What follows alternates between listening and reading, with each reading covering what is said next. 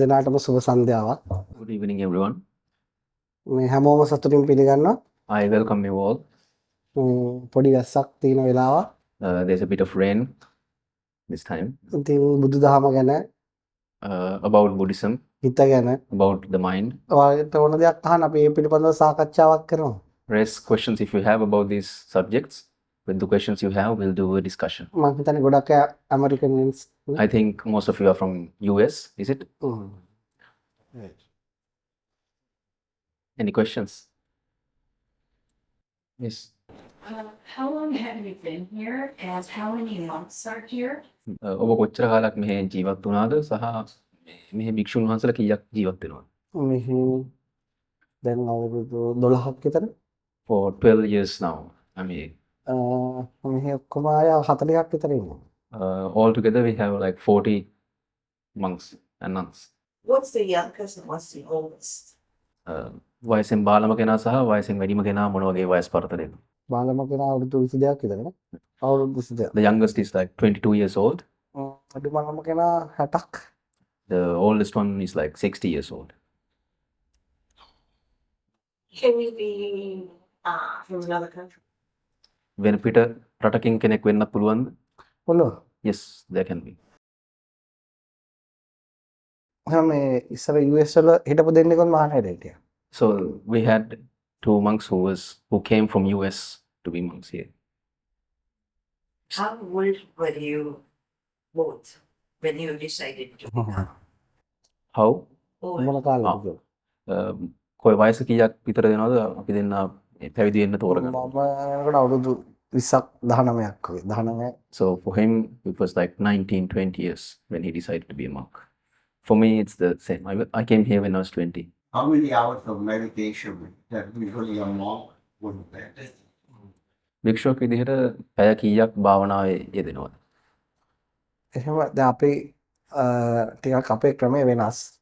The practice that we do is a little different from the normal practice. Normal සාමාන්‍ය ලෝකේ කරන්නේ ඒ සමත භාවනාව. Normally the world practices, it is called samatha meditation. එතකොට ඒකෙදි වාඩි වෙලා ඇවිදින්මින් සිහිය පුරුදු කරන්න. In it you practice mindfulness while sitting down and walking. එතකොට නමුත් අපි මෙහෙදි කරන්නේ හිත අඳුරගන්න එක, හිත අවබෝධ කරගන්න. So what we do here is different. What we try to do here is we try to understand our mind. එතකොට ඒක හැම මොහොතක්ම ඔය කරන ඕන වැඩක් එක හැම මොහොතකම පුළුවන් හැම වෙලාවටම හිත ගැන අවධානයෙන් ඉන්නවා. So we try to be mindful and we try to understand our mind with every given moment. With everything that we do, we try to understand our mind. ඒක එහෙම නිශ්චිත වෙලාවක් කරන්නේ. There's no specific time. What time do you have to get out in the morning? උදේසන කීයටද නැගිටින්නේ? 4ට විතර මෙහි අවදි වෙනවා. At 4 o'clock we wake up in the morning. Yes. How do you support yourself, sir? ඔබ කොහොමද මෙතන මූල්‍ය වශයෙන් කොහොමද තමන්ව? මෙහෙදි ගොඩක් අපේ දේශන අහන ගොඩක් අය ඉන්නවා. So there are many people who listen to these discussions. ඒ යාලා උදව් කරනවා. Those people donate. Yeah, do you know Alex Puro teach? Like the grandma is an example. He has Plum Village. You know, and he has like France and the US and some other countries. So do you go out into the world and take people? Do you have like other monasteries around the world? ඔබ ලෝකයට ගිහිල්ලා දේශනා පවත්වනවද පිට රටවල යනවද? යනමක් කිව්වා එයා ගොඩක් රටවල එහෙම කරනවා. එහෙම ඔබ වහන්සේ තව පන්සල් තියෙනවද තැන් වල? පන්සල් තවන්නේ නැහැ. I don't have any monasteries other than this. හැබැයි ගොඩක් ඩිස්කෂන්ස් වලට ගොඩක් රටවල් වලට ගිහිල්ලා තියෙනවා යන්නත් තියෙනවා. I have been to many countries to do discussions like this and I'm planning to go as well in the future. US වලට දෙපාරක් විතර ඇවිත් තියෙනවා. I have been to US 2 times. So during the meditation practice, how do you control your strong emotion, sadness, anger, things like that? ඔබ කරන භාවනාව තුළදී ඔබ කොහොමද මේ ශක්තිමත් emotions තියෙනවා, ශක්තිමත් හැඟීම් තියෙනවා, මේ දුක, වෛරය, ඒ වගේ දේවල් කොහොමද මේ control කරන්නේ? ඒව control කරන්නේ නැහැ. We don't try to control our emotions. ඒවට හේතුව තේරුම් ගන්නවා. We try to understand the cause, why it happens. උදාහරණයක් කියනවා. I'll give you an example. දැන් සාමාන්‍යයෙන් අපිට තරහ යනවා. Normally, we get angry. ඒක බලවත් හැඟීමක්. It is a strong emotion. එතකොට මේ අපි ඒ තරහ පාලනය කරන්න කියන්නේ නැහැ. So, what I'm not trying to ask you to control your anger දැන් කොහොමත් ඒක කරන්න අමාරුයි. because it is hard to do. හැබැයි මම කියන්නේ කොහොමද ඒ තරහ එන්නේ කියලා තේරුම් ගන්න. What I'm trying to say is understand how anger comes up. අපි උදාහරණයක් කියන්නම්. I'll give you an example. ඔයා කාට හරි කෝල් එකක් ගන්නවා. You are calling someone. ඔයාගේ ගොඩක්ම හිතවත් කෙනෙක්ට. He's a very close friend of yours. එයා ආන්සර් කරන්නේ. That person is not answering the phone. ඔයාට තරහ යනවා. Now you are angry. ඇයි තරහ යන්නේ? Why do you get angry? එයා ආන්සර් කරේ නැති නිසාද? ඔයා ආන්සර් කරන්න ඕන කියලා හිතන් කෝල් එක ගන්න නිසා. Is it because that person didn't answer, or is it because you're thinking that person should answer? ඔයා හිතන්නේ මොකද්ද? What do you think? It is the expectation on my yes. ඒක මගේ තිබුණු බලාපොරොත්තු. ආන්න එක තමයි. මේ ලෝකේ හැමෝටම තරහ යන්නේ ඒක බලාපොරොත්තු දාන්න නිසා. Everyone in this world, they get angry because of the expectations they have. එතකොට අපි බලාපොරොත්තු තියාගෙන ඒව බිඳ වැටුණොත් අපිට තරහ යන එක සාමාන්‍ය දෙයක්. So having expectations from your side, and if those expectations didn't come true, it is natural that you feel angry. ඒකට තරහ කියන එකත් එක්ක වැඩි කලබල වෙලා වැඩක් නැහැ. So it is pointless to be in the struggle because of anger. බලාපොරොත්තු අඩු කරගන්න ඕන පුළුවන් විදියට. You have to lessen the expectations that you have. එතකොට තරහ පොඩ පොඩ අඩු වෙනවා. Now, then the anger will slowly reduce. Can I ask you, so when did you begin having these kinds of conversations with visitors? And what do you hope visitors will understand after visiting and having a conversation with you? මට කොච්චර කාලකට කලින්ද මේ වගේ මිනිස්සුත් එක්ක සාකච්ඡා කරන්න පටන් ගත්තේ සහ මේ සාකච්ඡාවෙන් පස්සේ මේ එන කෙනෙක් ලබා ගන්නේ මොකක් කියලාද වහන්සේ මොන වගේ දෙයක් ලබා ගන්නේ කියලා හිතලාද මේ දේවල් කරන්නේ. කියන්නේ මේ කතාව ඉවරලා යනකොට මොන වගේ අදහසක් තමන් අරගන්නේ කියලා හිතලාද මේක කරන්නේ. මේක හොඳ ප්‍රශ්නයක්. That's a good question. මේක දැන් මම මේ දේශනා කරන්න පටන් අරන් අවුරුදු 12ක් විතර වෙනවා. So I started doing these discussions like 12 years ago. ඒක දැන් මම මහානට අවුරුදු 18ක් විතර කෙට්ටේ. I have been a monk for 18 years. It is nearly 18. එතකොට මේ ඒකදී මම අවුරුදු 6 එහෙම දේශනා කරේ නැහැ. For the first 6 years, I didn't do any sermons or discussions. ඒක මම මගේ මනස ගැන ගවේෂණයක් කරා. I didn't research about my mind. එතකොට මම තේරුම් ගත්තා ගොඩක් මේ මගේම මානසික ප්‍රශ්න වලට උත්තර මනසෙම තියෙන විදිය. Then I realized the problems of mine, the solution for those problems were also inside me. එතකොට මම ඒවා දන්න අඳුරන අයට කියන්න ගත්තා. Then I started to tell these things that I knew for people that I knew. එතකොට ඒගොල්ලොන්ගේ මනස ටික ටික සමහර ප්‍රශ්න වලින් යාලා සුවපත් වෙනවා. Their minds, after I preached these things, their minds, the problems they had were solved little by little. ඉතින් ඒ වගේ මේ බලාපොරොත්තුවක් කියලා නැහැ. හැබැයි යම් කෙනෙක්ට මේක තේරුම් ගන්න පුළුවන් නම් එයාගේ මානසික ප්‍රශ්න වලට එයාටම උත්තරයක් හොයාගන්න පුළුවන්. I don't have an expectation necessarily, but the person who's listening to this, if he can apply this to themselves, then their problems, their mental pressures, suffering, they can reduce their problems. දැන් මනෝවිද්‍යාවේදී උනත් බෙහෙත් තියෙනවා.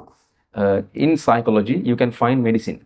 හැබැයි ඒකේ ඒ හිත අතුලට නෙවෙයි ප්‍රතිකාර කරන්නේ ඒ ඇති වෙන කෙමිස්ට්‍රි එකට. They treat not the inside, the problem, the root cause. What they treat is the things that you see outside. ඒකේ බ්‍රේන් කෙමිස්ට්‍රි එකට තමයි බෙහෙත්. What they treat is the brain chemistry, not the root cause of the problem. දැන් මම කරන්නේ ඒක එහෙම නෙවෙයි. What I do is not that. ඒ කියන්නේ ගොඩක් දැන් ගොඩක් තියෙනවා ගොඩක් ડિප්‍රෙෂන් ඇන්ටයි ඒ වගේ ගොඩක් මේ මානසික ලෙඩ තියෙන අයට ඒව ප්‍රතිකාර ක්‍රමයේ මූලික වශයෙන් අවශ්‍යයි. So people who have these depressions, anxieties, they need these prescriptions in the beginning. හැබැයි ඒක එයාගේ ඇතුලෙන් චේන්ජ් වෙන්නේ නැතුව එයාට හැමදාම බෙහෙත් අරගන්න වෙනවා. But if he doesn't change his inside, he has to take medicine forever. ඉතින් දැන් මම මේ දේශනා අහලා ඒ වගේ ලෙඩ අය සදාහටම සනීප වෙච්ච අය ඉන්න බෙහෙත් අවශ්‍ය නැති වෙච්ච. After listening to these discussions, there are people who let go of medicine and the whole problems of theirs were solved without taking any medicine. දැන් මම එක රටකට ගියපු වෙලාවක At one time, I went to a country. මේ වගේම පොඩි discussion එකක් තිබුණා. I did a discussion like this අපේ ලංකාවේ අයත් එක්ක. with Sri Lankan people who's abroad. එතකොට එතන එක්කෙනෙක් නැගිටලා කිව්වා There was a person in the crowd and he stood up and said එයා මනෝවෛද්‍යවරයෙක්. he was a psychiatric. එයා ඇත්තටම මේ ડિප්‍රෙෂන් වලට බෙහෙත් ගත්තා යාම. He said that he took medicine for mental pressure and suffering. ඉතින් ඊට පස්සේ එයා කිව්වා මම ගොඩක් ලැජ්ජාවෙන් හිටියේ ඒ පිළිබඳව. He was very shameful about it. මොකද මම කොහොමද අනිත් අයට ප්‍රතිකාර කරන්නේ මමත් ගොඩක් එහෙම මානසිකව අවුල් වෙලානේ කියලා. How can I treat others when I am also suffering from these illnesses? ඊට පස්සේ එයා කිව්වා මම ඔයාගේ දේශනා වගේ YouTube එකේ තියලා අහන්න ගත්තා. Then he said, I started listening to your sermons, which was in YouTube. එතකොට ටික ටික එයාට බෙහෙත් අවශ්‍යතාවය අඩු වුණා. Then, little by little, the need for medicine it was reduced. ඉතින් ඒක නිසා මේ යාට ගොඩක් දැන් සහනයක් ඒකයි මේ හැමෝම ඉස්සරහා ලැජ්ජ නැතුව ඒ කතාව කියන්නේ කියලා. He got freedom, he got a liberation to a level that he can admit that in front of everyone. ඉතින් ඒ වගේ මේ මිනිස්සුන්ට විවිධ අපේ ශරීර ලෙඩ වෙනවා වගේ මනස විවිධාකාර විදියට ලෙඩ වෙන්න පුළුවන්. Just like our bodies get sick, our minds also get sick in different ways. ඉතින් ඒකට ලෝකේ ගොඩක් මෙඩිටේෂන් ක්‍රම, යෝග ක්‍රම ගොඩක් තියෙනවා එක එක දේවල් කරන්න. There are many practices in the world, like meditation practices, yoga practices, හැබැයි different practices. මම භාවිතා කරන්නේ සාකච්ඡාව. What I use is discussion. එතකොට ඒක තුළින් එයාවම දැනුවත් කරනවා එයාගේ මනසේ patterns. With the discussion, I try to explain the patterns, the ways of the mind. එයා එයාගේ මනස තේරුම් ගත්තොත් If he understands his mind, එයාටම එයාගේ මනස වෙනස් කරගන්න පුළුවන්. he can change his mind from himself. ඉතින් Others. එහෙම කරගත්ත දහස් ගාණක් මටම කතා කරලා ස්තුති කරනවා. There are thousands of people who has done that change from themselves and called me and thanked me ඒක afterwards. තමයි ඔබ හොය යම් කිසි කෙනෙක් මේ සාකච්ඡාව අපි කියන්නේ ආගිය තොරතුරු ඒව නෙවෙයි මනස පිළිබඳව යම් කිසි දෙයක් දැනුවත් වුණොත් ඒකෙන් ලැබෙන ප්‍රතිඵල ඒක තමයි. So, like the question you asked after the discussion, not discussions about our day-to-day life, but if a person asks a question about their mind, and if he took that, and he can change his insight. She had a question for a while. To be a monk, is there a ceremony or specific date you have to become a monk? And Well- you also do that, that is, I don't know how to describe that, like the monks in Taiwan or China, they have that incense on the. Oh. Are you asking is it necessary or what is it for? Oh, Specific date okay. to become a monk. භික්ෂුවක් වෙන්න වෙන් කරපු දවසක් තියෙනවද? සහ භික්ෂුවක් වෙන්න උත්සවයක් තියෙනවද? තම චීනේ වගේ රටවල් වල තියෙන මේ තොප්පියක් හරි නිකන් කොණ්ඩේ හරි හදන එකක් තියෙන එක මොකක්ද කියලා. ඔව් ගොඩ එක එක ට්‍රැඩිෂනල් වල එක එක විදියයි. In different traditions, it differs with different traditions. එතකොට ඒකෙදි මෙහෙම භික්ෂුවක් වෙන්න අවශ්‍ය එයා කැමති වෙන්න ඕන එයා එකට මේ භික්ෂුවක් බවට පත් වෙන්න. So the first thing is the person who's coming, he should be ready to be a monk. ඊට පස්සේ අර ඒ දැන් ලංකාවේ සංස්කෘතිය නම් පොඩි උත්සවයක් තියෙනවා සමහර තැන්වල තියන්නේ. එයාව මහාන කරගන්න. In Sri Lankan tradition, there's a little ceremony. In some places, there are no ceremonies. So that's how it happens. ඊට දැන් බුරුමේ වගේ නම් නෑ එහෙම නෙවෙයි ඕන වෙලාවක මහාන කරනවා. ලොකු උත්සව නෑ. So in Burma, there's no big ceremonies. He can be a monk at that point. චීන වගේ මම හිතන්නේ ඒ වගේ එක එක විවිධ උත්සවයක් තියෙනවා. In China, there are different ceremonies. ජපානයේ උනත් එහෙම. In Japan as well. It's like, ඒ එක එක රටවල් වල සංස්කෘතිය. it is different from each and every culture. What is the difference between mindfulness and meditation? Or you can say that. සිහිය සහ භාවනාව අතර වෙනසක් තියෙනවද නැත්නම් මේ දෙකම එකයිද? සිහිය දිගින් දිගට පවත්වාගෙන යන එකට තමයි භාවනාව කියලා කියන්නේ. Keeping mindfulness for a longer period of time, that is called meditation. දැන් ඔයා මේ මොහොතේ සිහියෙන් ඉන්නවා. Now you are mindful at this moment. ඒක ඊළඟ මොහොතේ සිහියෙන් නැහැ. In the next moment, you are not mindful. එහෙම නැතුව මේ මොහොතේ සිහියෙන් ඉන්නවා ඊළඟ මොහොතේ සිහියෙන් ඉන්නවා ඒකට දිගින් දිගටම එහෙම අර ධම්මලක් වගේ එක කරගෙන යනවා. It is like you are mindful right now, then you're mindful at the next moment. Like a chain, you are trying to be mindful every moment. අන්න එතකොට ඒ ක්‍රියාවලියට තමයි භාවනාව කියලා කියන්නේ. That process, we call it meditation. In my work, I need to work with cities and leaders of cities.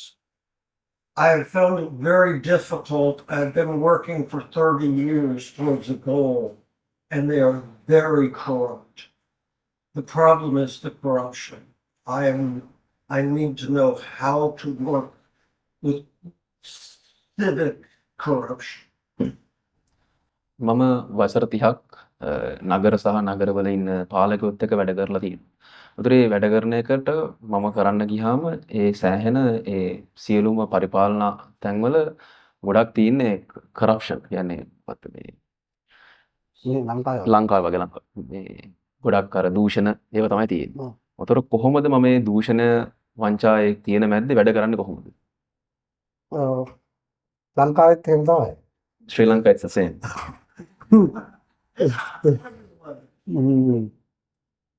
අපේ නම් ගොඩක් කරේ ආණ්ඩුව මාරු කරපු එක.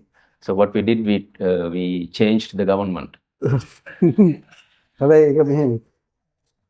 එයාගේ plan එක ඒකලු. හැබැයි ඒ වුණාට එහෙම සාමාන්‍ය ඒවා අඩු වෙන්න පුළුවන් නැති කරන්න බෑ. The corruption can be less, but you can never rid corruption. මොකද මේ එක එක මිනිස්සුන්ගේ විවිධාකාරයෙන් ආසාවල්. Desires of people are different from each and every one. එතකොට සමහර වෙලාවට එතකොට ඒගොල්ලෝ තමන් කරන පඩියට වඩා වැඩි දෙයක් කොහෙන් හරි එනවනම් එයාලා කැමතියි ඒකට. Many people, they like to get something other than the salary that they get. If it is coming from some other way, ඒකට ගොඩක් they all accept it. ගොඩක් තියෙන අර රටක මේ ආදායම සමහර රස්සාවල් වලට පඩි අඩුයි සමහර රස්සාවල් වලට පඩි වැඩි. ඒ ඩිෆරන්ස් එක නිසා සමහර වෙලාවට වෙන්න පුළුවන් ඒ වගේ දෙයක් නිර්මාණය වෙන්න. So the creation of this corruption, maybe it is because some people, they get less paid, some people get a higher salary. So the difference might be the reason why there's corruption. දැන් ලංකාවේ නම් මේ ආර්ථික ප්‍රශ්න ගොඩක් තරට තියෙනවා. In Sri Lanka, we have a big economic problem. එතකොට සමහර අයට ගොඩ අඩු පඩියක් හම්බ වෙනවා. Because of that, some people get paid very less. එතකොට එයා බලනවා වෙන මොකක් එයා කරන රස්සාව වෙන අයථා ක්‍රමයකින් හරි යාට ලැබෙනවා නම් එයා ඒකට try එකක් දෙනවා. And then because of the low wages, he tries to take money from some other way during his work. දැන් එදාර මෙහෙද රජයේ සේවකයට ගොඩක් පඩි අඩුයි. මෙහෙ. ලංකාවේ. In Sri Lanka, pay a wage for a government official is very less. එතකොට ඒගොල්ලෝ එතකොට ඒකෙන් සමහර ජීවත් වෙන්න අමාරුයි. From this pay salary, it is hard to live ඊට පස්සේ මොකද කරන්නේ? එයාලට ගොඩ අවශ්‍යතා තියෙනවනේ. because they have lots of needs. ඉතින් එයාලා ඊට පස්සේ බලනවා මේ ඒව ඉෂ්ට කරගන්න වැරදි විදියට. Then they look for wrongful ways to earn this money. එතකොට ඒක ඊට පස්සේ පැතිරලා යනවා වසංගතයක් වගේ. Then it goes like corona. a corona, yeah, a virus, the pandemic. ඉතින් ඒකද ඉතින් ඒකට හොඳම දේ තමයි එක තමයි මේ ආර්ථිකය රටක දියුණු වෙන්න ඕන හොඳට. The first thing is the economy should be good in a country. දෙවෙනි එක තමයි හොඳ නීතියක් වෙන්න ඕන. Then the next thing is there should be a good law. නීතිය විතරක් තිබුණට වැඩක් නැහැ අර ආර්ථික ප්‍රශ්න තියෙනවා. If there is only law, then it is not going to happen if you don't have the economy. එතකොට දැන් සිංගප්පූරුව වගේ එහෙම දුප්පත් තැන ඉඳලා ගොඩක් හොඳ ආර්ථිකයකට අවිලා නීති නිසා ඒ ගොඩක් ඒක අඩුයි. If you look at Singapore, they were in a very poor country. They came a long way, and because of both the things came along with it, now it is a good country. ඉතින් ඒවා ඉතින් අපි ඒක තේරුම් ගන්න ඕන මේක දැන් ලංකාව, ඉන්දියාව, පාකිස්තානය සමහර දියුණු රටවල් පවා ඒව තියෙනවා යුරෝපේ පවා. ඉතින් ඒක ඒවත් එක්ක ඉතින් ගැටෙන්නේ නැතුව ඒක තමයි විදිය කියලා තේරුම් ගන්න අපේ ජීවිතේ ඩ්‍රයිව් කරන්න ඕන. Not only in countries like that, we look at India, Pakistan, Bangladesh, countries in Europe. That's how it is.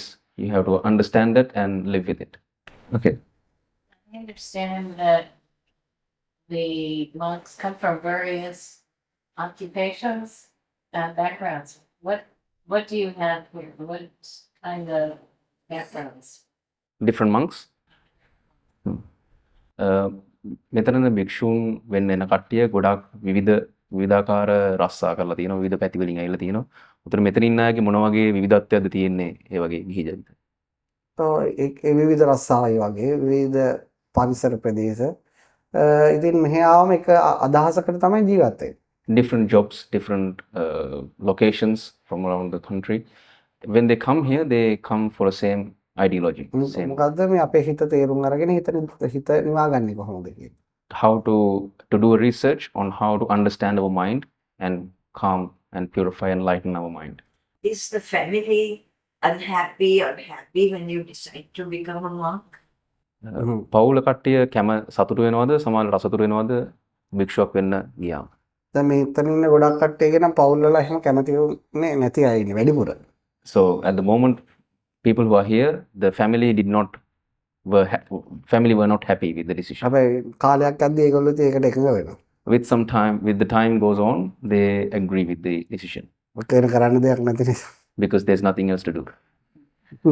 Do you do fundraising or sometimes or go out for some other city for mission, like Christian plus the mission or something like that? ඔබ මේ මුදල් ආධාර එකතු කරන්න යනවද වෙන තැන්වලට වෙන පන්සල් වලට හරි වෙන නගරවලට යනවද මෙතනින් එළියට යනවා ගිහිල්ලා මේ මුදල් එකතු කරන වගේ දේවල් කරනවා? තාම එහෙම අවශ්‍ය දැන් අපේ ජීවත් වෙන්න සඳහා අපිට අවශ්‍ය දේවල් ලැබෙනවා. For us to live the things that we need, we get. ඉතින් ඒක නිසා අපි වෙනුවෙන් එහෙම යන්න අවශ්‍ය වෙන්නේ. For ourselves, we don't have to do that. දැන් සමහර හැබැයි අනිත් අයට උදව් කරන චැරිටි වලදී අපි එහෙම කරනවා. Sometimes to help others to do charity, we do some fundraising activities. එහෙම නැත්නම් අපි අර උදේට කෑම ගන්න පින්ඩ පාත යනවා සමහර දවස්වලට ඒ අර එහෙම ආධාර එකතු කරන්න යන්නේ. Some days we go out in the morning to ask for food. It's alms rounds. Other than that, we don't go out and ask. So, what counsel do you give when somebody has lost somebody in their family and is having a very hard time in grieving? ඔබ උපදෙසක් විදිහට ලබා දෙනවා නම් කවුරු හරි පවුල කෙනෙක් නැති වෙලා කවුරු හරි කෙනෙක් ඇවිල්ලා එයාගේ පවුලේ ළඟම කෙනෙක් නැති වෙලා එයා දැන් ගොඩක් වේදනාවෙන් දුකින් ඉන්නේ. ඒ වගේ කෙනෙක්ට දෙන උපදෙස මොකක්ද? ඒක ඒ පුද්ගලයාට සාපේක්ෂ වෙනවා. That is relative to the person who's asking. දැන් යමක් හොඳට තේරුම් ගන්න පුළුවන් නම් එයාට ඉක්මනට උදව් කරන්න පුළුවන්. If that person can understand things very quickly, then I can help in great lengths. එයාට හැබැයි එහෙම ටිකක් අමාරු නම් මේ ක්‍රමය වෙනස් වෙනවා. If that person don't have that ability, then the thing that I'm going to do changes. ඒක අර ඒ කෙනාගේ මයින්ඩ් සෙට් එක මත තමයි ඒක වෙන්නේ. That depends on the mindset of the person who's asking. මම වෙන පොදුවේ දෙයක් කියන්න. I'll say something openly. ඒ කියන්නේ ඒක පොදු දෙයක්. It is a common answer. සමහර වෙලට ඒක ගලපගෙනත් මනස නිවා ගන්න පුළුවන්. You can apply that and calm your mind if you want. දැන් කවුරු හරි ළඟම කෙනෙක් එයා බැඳිච්ච කෙනෙක් නැතුනහම ඕන කෙනෙක්ට ස්වභාවික විශාල දුකක් ඇති වෙනවා. So anyone who has lost someone who's close to them, their mind can get lots of sadness. එයා එතකොට වැඩි තනි වෙන්න හොඳ නැහැ ඒක. At that point, he should not be alone. එයාත් එක්ක යාළුවෙක් හරි කතා කරන්න කවුරු හරි ඉන්නවා. There should be someone, maybe a friend who's close to him to talk. ඉතින් දෙවෙනි එක තමයි මේ එයාට තේරුම් කරලා දෙන්න ඕන මේ අපි හමුවීම වගේම වෙන්වීමත් ස්වභාව දහමේම එක ස්වභාවයක්. Then that person has to talk and get to a realization that meeting and departure is something that comes with nature. It is දැන් අපි මිනිස්සු විතරක් නෙවෙයි මැරෙන්නේ. not only humans die, සත්තුත් මැරෙනවා. animals die. ගහකොළ පවා මැරෙනවා. Even trees, flowers, they all die. මේ අපේ වටේ තියෙන හැමදේම එහෙමයි. Everything that you see around us are like that. මේ ඉර පවා විනාශ වෙලා යනවා. This sun, the huge sun, it also disappears and destroyed. ඉතින් ඒක නිසා විනාශය කියන්නේත් ලෝකේ එක ස්වභාවයක්. Destruction, vanishment is a nature of the world. ඒක පිළිගන්න. Accept that. අපිට හැමතිස්සෙම මානසික දුක තියෙන පිළිගන්න බැරි නිසා. You have this mental pressure and suffering because you cannot accept. ඒ වෙච්ච සිද්ධිය පිළිගන්න බෑ. You can't accept the thing which has happened. යම් කිසි දරුවෙක් නැති වුණා නම් යාළුවෙක් නැති වුණා නම් දෙමව්පියෙක් නැති වුණා නම් අපේ හිත කැමති නෑ ඒක පිළිගන්න. If you lost a child, if you lost a friend of yours, if you lost someone in your family, your mind is not ready to accept what has happened. ඒක පිළිගන්න බැරි නිසා ඇති වෙන පීඩන ඒක ප්‍රෙෂර් එක තමයි ඒ මනසට දැනෙන්නේ. Because you cannot accept what has happened, the pressure that comes within your mind, that is what you see. දැන් මේ ලෝකේ ඕනම කෙනෙක්ට මානසික පීඩනය දැනෙන්නේ සිද්ධියක් පිළිගන්න බැරි නිසා. Anyone in this world, if they have mental pressure, it is because they couldn't accept what has happened. ඒ වගේම ඕනම කෙනෙක්ගේ මානසික පීඩනය නැති වෙන්නේ ඒ සිද්ධිය ටික ටික හරි පිළිගත්තට පස්සේ. For likewise, anyone who accept little by little, that is when these mental pressures start to get solved. ඒ නිසා ලෝකේ ප්‍රෙෂර් එක ඇති වෙන්නේ යම් කිසි හේතුවක් නිසා, ඒක නැති වෙන්නේ යම් කිසි හේතුවක් නිසා. The pressure that you have inside, it happens because of some situation, some incident. You get away from it because of the same incident. එතකොට ප්‍රෙෂර් එක වැඩි වෙන විදිහට හැමතිස්සෙම නොපිළිගන්න සිතුවිලි වැඩි කරොත් ආතතිය පීඩනීය දුක වැඩි වෙනවා. If your mind is working in a way to not to accept what has happened, then the pressure, the tension within you will rise. ඒක අඩු වෙන විදිහට සිතුවිලි සකස් කරොත් ඒක අඩු වෙලා යනවා. If you build your mind in a path to reduce that, then your anger, depression will reduce. මම ඔබට බුදුහාමුදුරුවෝගේ කාලේ ওই වගේ සිද්ධියක් විස්තර කරනවා. I'll explain a situation which happened in Gautam Buddha's time. ඒ කාලේ ඉඳලා තියෙනවා මේ කිසා ගෞතමී කියලා කෙට්ටු කාන්තාවක්. There was a lady called Kisa Gautami. At that time, she was very thin. හැබැයි එයා බැඳලා එයාට දරුවෙක් හම්බ වෙනවා. She got married and she had a child. එයා ගොඩාක් ඒ දරුවට බැඳෙනවා. And then she got really attached to the child of hers. එයා දරුවා වෙනුවෙන්ම මුළු ජීවිතේ කැප කරා. She gave her entire life to this child. ඉතින් එහෙම යනකොට එයාට එකපාර මේ දරුවා නැති වෙනවා. When traveling this life, suddenly she lost her child. ඒතර දරුවට අවුරුදු 2-3ක් වයසේදී එයා නැති වෙනවා. Now this child is like 2-3 years old when she lost her.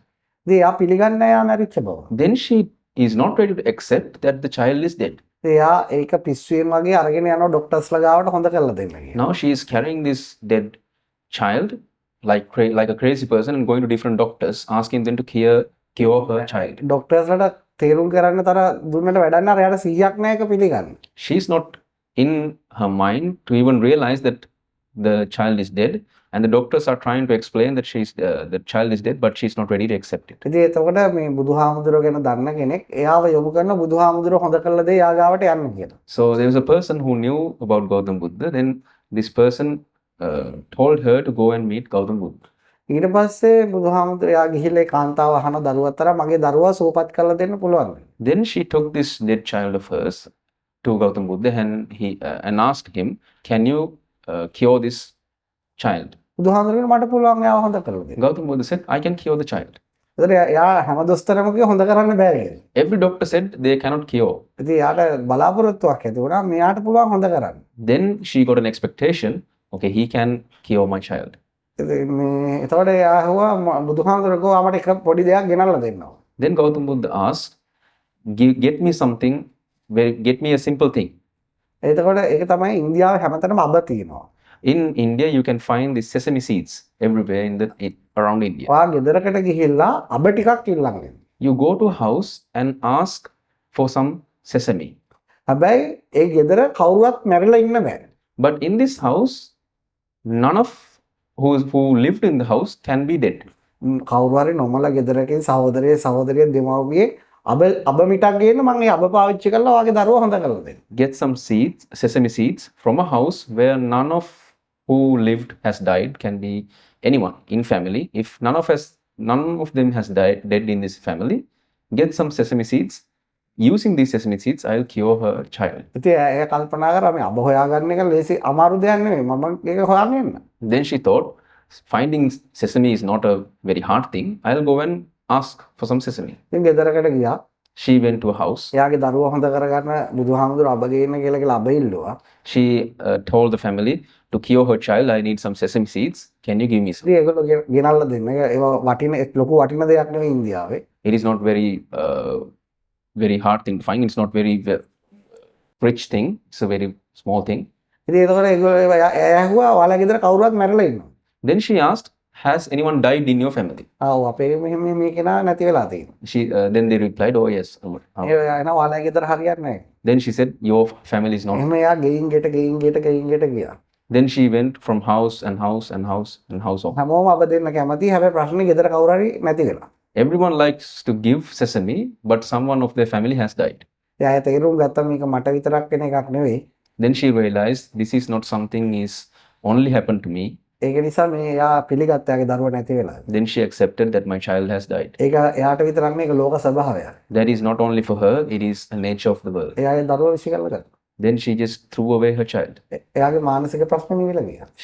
Her mental problem vanished. ඉතින් ඒ වගේ තමයි අපේ දේ පිළිගන්නකම් අපිට ඒ පිටිබඳව කරුණු අපේ මනසට ඒත්තු ගන්නවා. මේ මානසික දුක අඩු වෙලා යනවා. It is like that. When you accept the fact that something has happened, then your mental pressure and suffering, it will be over. When you build your mind in a way to let it see that this something has happened, and when you accept it, your pressure is over. Let's say you have a son. Right? And you're a man. And your son, you love him. But your son does not respond. Why? Who knows? Could be many reasons, right? But do you allow that child the freedom to be? And when they're ready, they will come to you. Or do you continue to go after that child, which continues your suffering? You go after that child knowing that you're suffering. Is that the last part? No. You continue to go after that child. Okay. And you're suffering as you go after. Okay. Okay, so do you continue that suffering? And is that sometimes suffering is very good, right? Okay. Okay. Because you I understand the question. go, so the child will come to you. Okay, I understand the question. ඔබ පිරිමි කෙනෙක් කියලා හිතන්න. ඒ පිරිමි ඔබට පුතෙක් ඉන්නවා. ඒ පුතාට ඔබ ගොඩක් ආදරෙයි. එතකොට දැන් මේ පුතාට ආදරේ වුණාට පුතා ඒකට මේ ප්‍රතිචාර දක්වන්නේ නැහැ. එතකොට ඔබ එයාට නිදහස ලබා දීලා එයාට යන්න දෙනවා. හැබැයි ඒ යන්න දෙනවද? එහෙම නැත්නම් ඔබ ඒ ළමයාගේ පස්සෙන් ගිහිල්ලා උදව් කරන්න හදනවද? ඒතර මෙතනින් එයා මේ දුකටපත් වෙනවා. මෙයාට ගොඩක් මේ වේදනාවක් දුකක් තියෙනවා. එතකොට එයාව අතහැරලා දාලා එයා කවදා හරි එයි කියලා බලාපොරොත්තු වෙනවද? කොහොමද ඒ වගේ අවස්ථාවක මේ එතේ පුතාගේ වයස කීයක වගේ කෙනෙක්ද? how old is son? 30යි. ඒ වගේ හරි. මම අද හවසත් ඔය වගේම කෙනෙක් ප්‍රශ්නයක් අහුවා. There was a similar question like you asked today. I resolved a problem like that this afternoon. අම්මා තාත්තා එක්ක ඒ පුතා එච්චර වැඩි නැහැ කියලා. The child is not very friendly with the parents. ඉතින් මෙහෙම අවුරුදු 30ක් කියන්නේ දැන් යාට යාගෙන තනි තීරණ ගන්න පුළුවන්. Now 30 years is a place where they can make decisions on their own. එතකොට ඒගොල්ලොන්ට සමහර වෙලාවට දෙමාපියෝ පොඩ්ඩක් අමතක වෙනවා. At ages like that, sometimes they forget their parents. මොකද හේතුව මේ යාට සමහර යාගේ මානසික ප්‍රශ්න වෙන්න පුළුවන්, කාර්ය බහුලතාවය වෙන්න පුළුවන්. සමහර වෙලාවට එයාට යම්කිසි පොඩි කාලේ දෙමාපියන් වෙච්ච කරදර වෙන්න පුළුවන්. ඒකට හේතුවක් නැහැ. බොහෝ දරුවන්ට ওই මේ දරුව මැද වයසේදී සමහර දෙමාපියෝ අමතක කරලා දානවා. There may be different reasons. Maybe something happened when he was a child. Maybe he has some mental problems. Like issues that he has to face. Maybe some other reason. But whatever the reason, when they are at the mentioned age, sometimes they tend to forget their parents. ඒතර දෙමාපියෝ තේරුම් ගන්න ඕනේ. At that time, the parents should understand. දැන් ඒකත් අර ඉස්සෙල්ලා ප්‍රශ්නේ වගේම තමයි. It is like the same as the question before. අපි කුරුල්ලෝ බිත්තර දානවා. Birds, they lay eggs.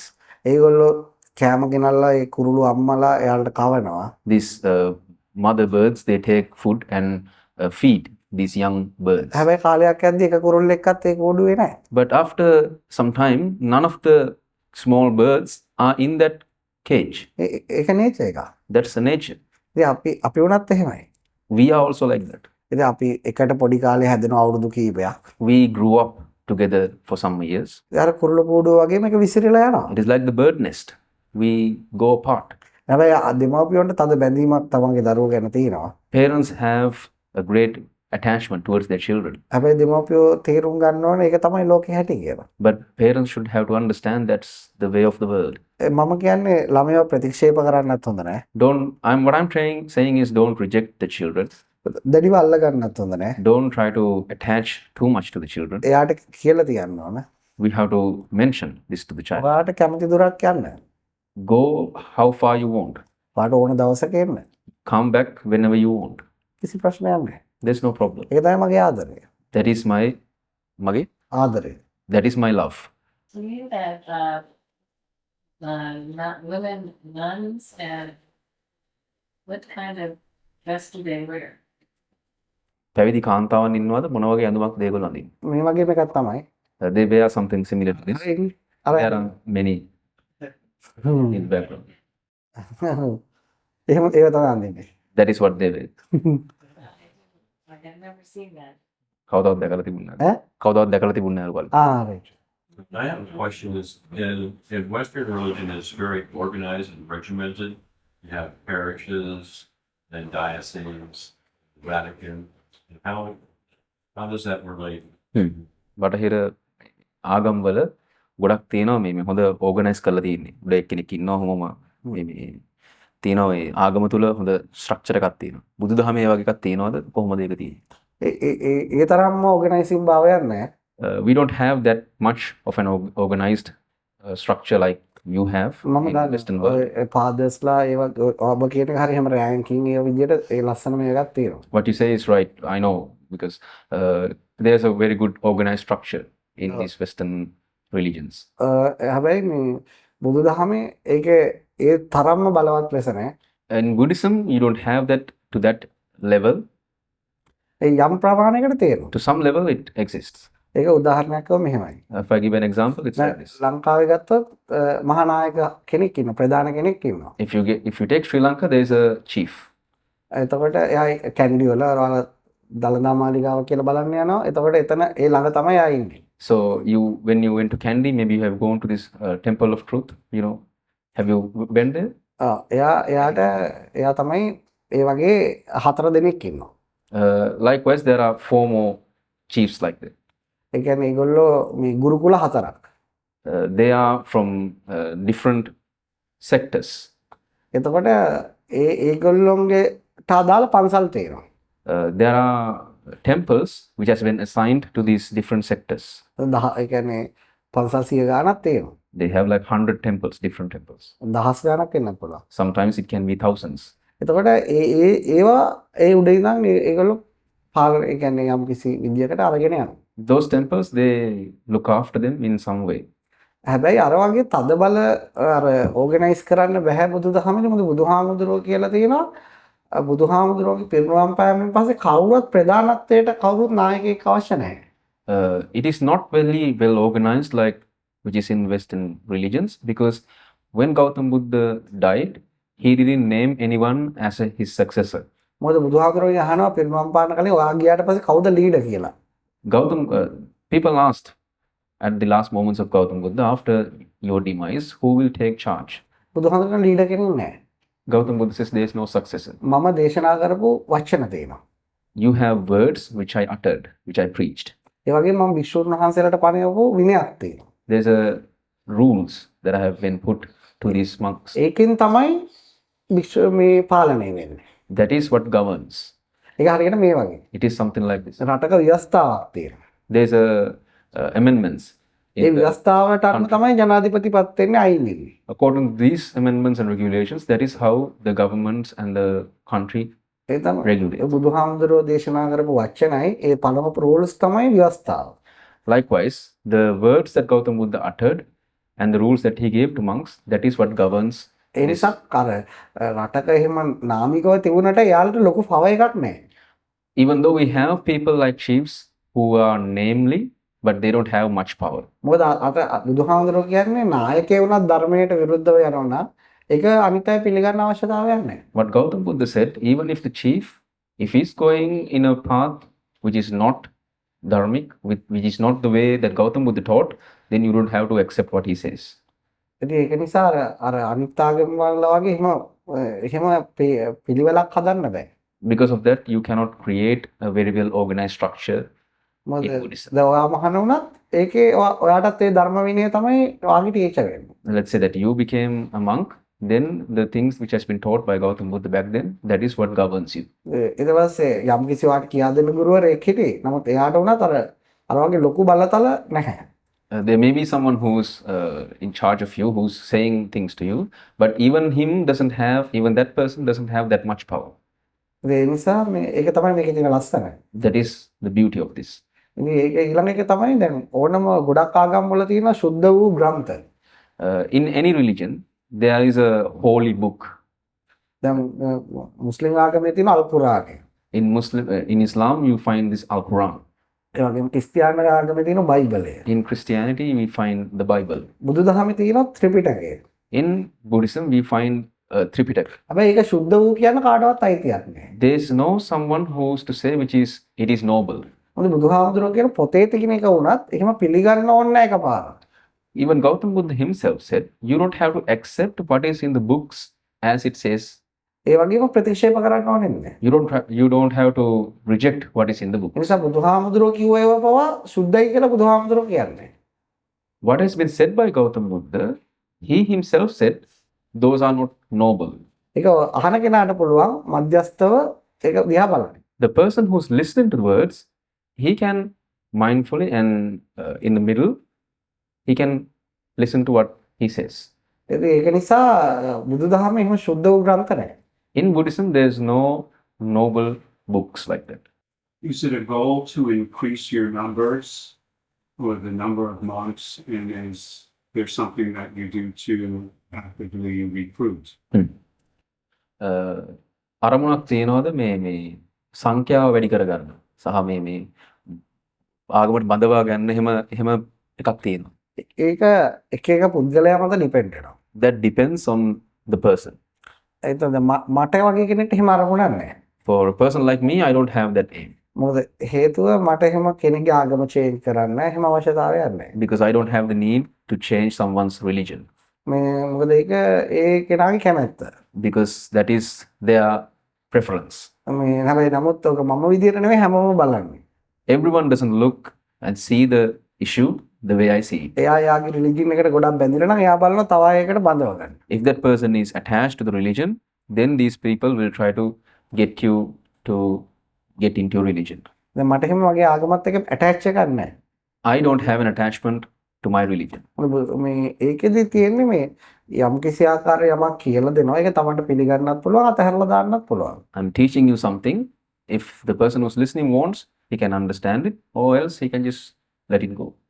බුදුහාමුදුරුවෝ කියලා තියෙනවා Gautam Buddha himself has said ඔහුට අවශ්‍ය නැහැ මෙහෙම කට්ටිය එකතු කරගන්න. he doesn't want to gather people, ඒක to හරියට increase numbers. It is something like this. Doctor කෙනෙක්ට අවශ්‍ය නැහැ රෝගීන් එකතු කරගෙන මේ රෝගීන් ගන්න මට මෙච්චර ඉන්නවා කියලා කියන්නේ. Aim for a doctor is not to collect many patients and say I have these many patients. ඉතින් මිනිස්සු කියන්නේ මානසික ලෙඩ ගොඩක්. People are a collection of mental pressures. එතකොට එක්කෙනෙක්ට උදව් කරලා එයා සුවපත් කරලා යවන මිසක් තමන්ගේ කොටේ තියාගන්න අවශ්‍යතාවයක් නැහැ. We take someone and cure that person's mind and let him go. And I don't have the urge to collect people, more and more people with mental pressures. Can monks or nuns, family member allowed to visit them or facilitate they can come to see them? නිශ්චිත දවසක් තියෙනවද මේ භික්ෂුන් වහන්සේලා මෙහෙණින් වහන්සේලාගේ පවුල කට්ටියට ඇවිල්ලා බලන්න පුළුවන් නිශ්චිත දවසක් තියෙනවද නැත්නම් එහෙම එන්න බැරිද පවුල කට්ටියට? එහෙම නෑ එහෙම නිශ්චිත දවසක් නෑ ඕන වෙලාවක එන්න පුළුවන්. There's no specific date, any day they can come and visit. Why did so do Buddhist monks, they don't eat meat, they don't drink. I'm a Jain, so follower of Mahayana and Gautam Buddha and Mahayana contemporaries. So in Jainism, non-violence is the most important principle. Is that similar to with that? No. What did you say your religion is again? Jaina මම Jaina? Jaina. මම ජෛන ආගමේ කෙනෙක්. එතකොට මම දන්න විදිහට මේ බෞද්ධ භික්ෂූන් නිර්මාංශිකයි. එතකොට මේ අපේ ඒ දෙව මේ ජෛන මහවීරයි බුද්ධයි එක කාලයක හිටපු කට්ටිය. එතකොට මේකේ සමානකමක් තියෙනවද? මේ නිර්මාංශිකයේ සමානකමක් තියෙනවද? ඇත්තටම බෞද්ධ ඔයා හරි Jaina Mahavira නිර්මාංශයයි. What you said is true. The Jaina Mahavira, who is the chief of your religion, he was vegetarian. හැබැයි බුදුහාමුදුරුවෝ vegetarian නෑ. But Gautam Buddha was not vegetarian. ඒක ඒ කාලේ ඉන්දියාවේ ලොකු ෆයිට් එකක්. It was a big collision between these two religions at Gautam Buddha's time. බුදුහාමුදුරන්ට ඒ කියන්නේ ගොඩක් කරදර වෙලක් තියෙනවා. මොකද අරයා ගොඩක් ඉන්දියාවේ බුදුහාමුදුරන් ජීවමාන කාලේ වැඩිම පිළි අරගෙන තියෙන Jaina Mahavira. At the time of Gautam Buddha, the society of the Indians, most of the society of the Indians, they accepted Jainism. මොකද එයා මස් මාළු කන්නේ නැහැ. He doesn't eat meat. එයා ඇඳුම් අඳින්නේ නැහැ. He doesn't wear clothes. ඉතින් එයා පාරත් පිහිදාලා ඇවිදින්නේ. He cleans the road before he walks. එයා වතුර බොන්නෙත් පෙරලා සත්තු මැරෙයි කියලා. He cleans the water before he drinks it because might be some ඉතින් ඒ වගේ ඒතකොට මිනිස්සු ගොඩක් පැහැදෙනවනේ ඒකට. people are very attracted to that. මොකද ඒක ලොකු අමාරු දෙයක්. It is a very hard thing to do. මේ බුදුහාමුදුරුවෝ ගත්තේ මැදම ආවත. What Gautam Buddha took, his approach is the middle approach. බුදුහාමුදුරුවෝ කිව්වේ කවුරු හරි ගෙනල්ලා පූජා කරන දෙයක් නේ ඒ කාලේ ඉන්දියාවේ කන්නේ. So back in the day in India, they eat what people gave them. එතකොට ඒක මිනිස්සු දෙන දේවල් මස් දුන්නොත් ඒක කන්න කිසි ප්‍රශ්න. එයා කැමති නම් ගන්නවා කැමති නම් නිකන්. If that person who's eating, if he likes, they can eat. If the person who gives you food, if they gave meat, if the person who's eating, if he likes, he can eat it. Or if not, he can just. ඉතින් ඒකේ ගොඩක් rules තියෙනවා.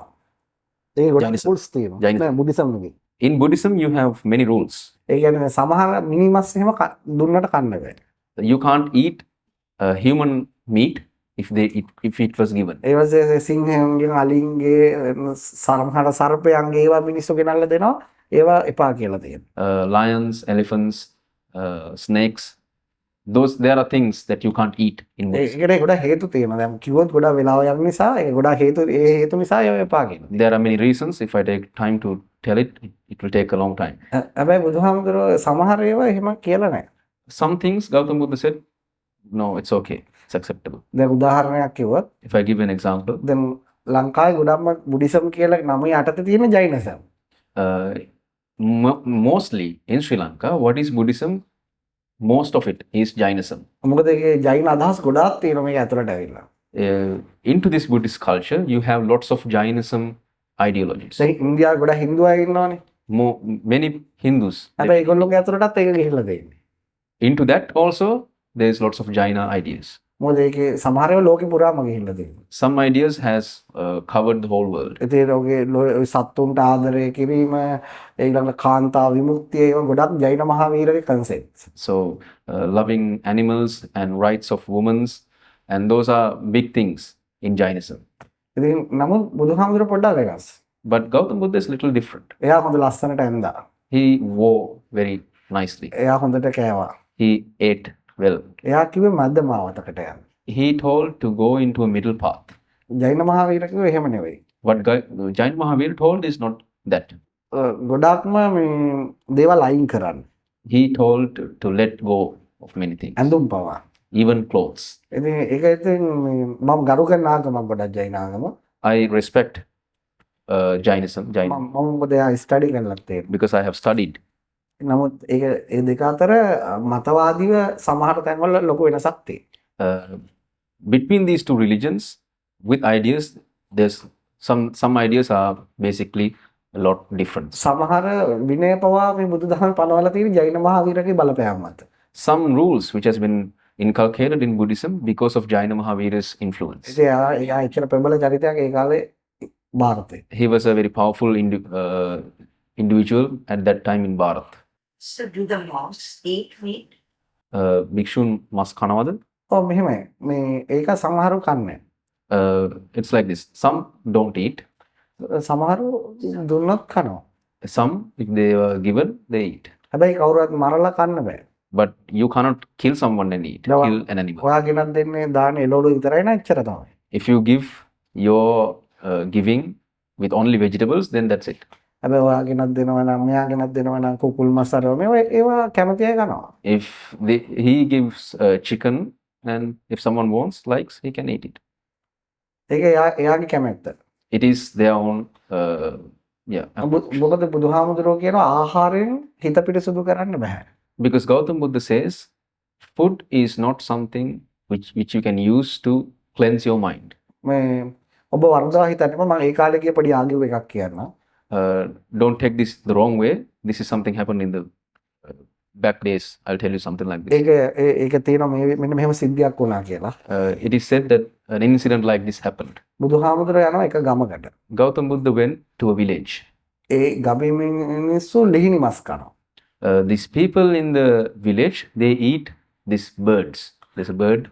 ඒ ගමේ ඉන්නවා මේ ගමට කෑම හොයාගෙන ඉන්න පූජක කට්ටියක්. ඒගොල්ලෝ නිර්මාංශිකයි. There was a preachers who came to this village, but they were vegetarian. ඒගොල්ලෝ කවදාවත් ඒ මස් පිළිගන්නේ නැහැ. They never